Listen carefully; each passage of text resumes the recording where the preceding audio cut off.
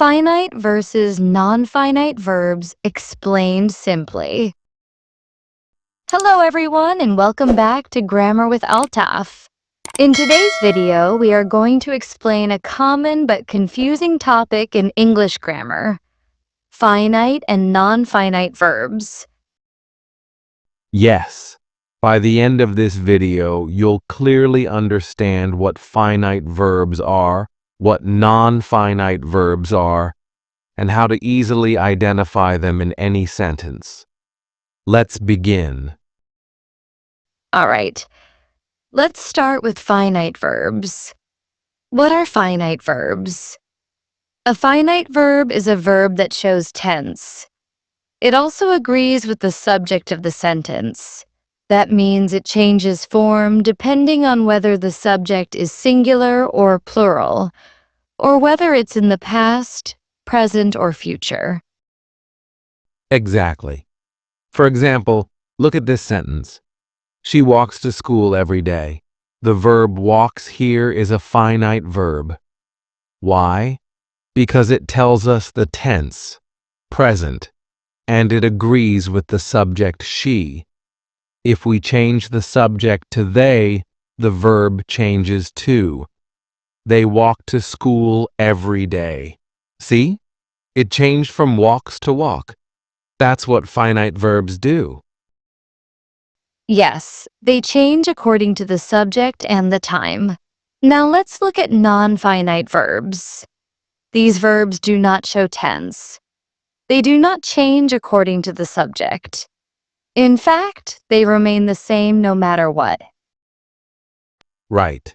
Non-finite verbs are usually in three forms: the infinitive form, to plus base verb, the ing form, also called the present participle, and the past participle form.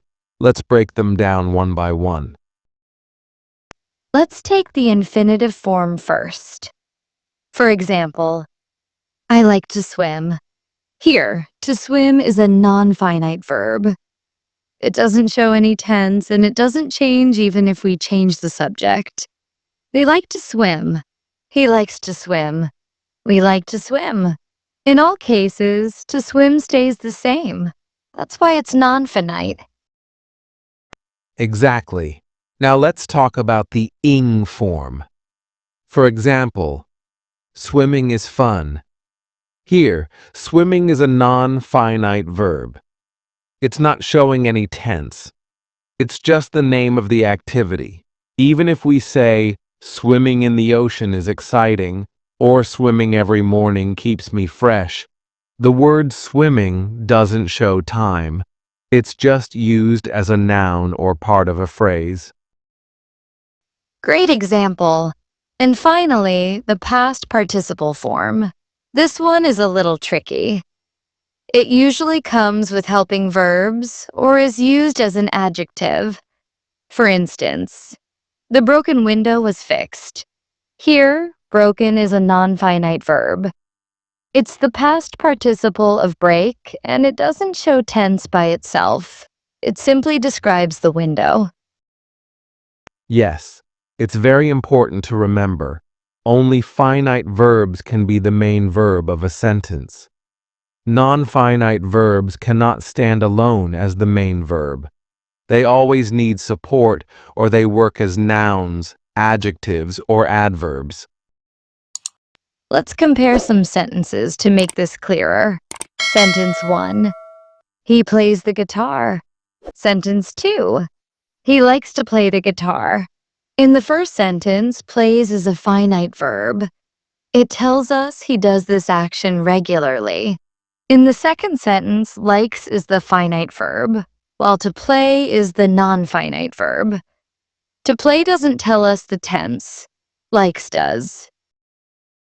Very well explained. Another example. She is dancing. Here is the finite verb. It shows tense, present continuous. Dancing is a non-finite verb. It helps to form the tense, but it doesn't show the tense by itself. Let's take another example. Wanting to impress the teacher, he studied all night. In this sentence, wanting is a non-finite verb. It's not showing any tense. The main verb is studied, and that is the finite verb because it tells us what he did and when. Good one. Now, some people get confused and ask, why do we need to know this? Here's the answer. Understanding the difference helps you write better sentences. You'll know which verb is carrying the main meaning and tense, and which one is just helping or adding detail. Absolutely. Also, when you're learning to form complex sentences or use participle phrases, this knowledge becomes very helpful. For example, excited by the news, she ran to tell her friends. Excited here is a non-finite verb. It describes her feeling, but the main action is ran. That's the finite verb. That's right. And let's not forget, sometimes non-finite verbs help in reducing wordiness.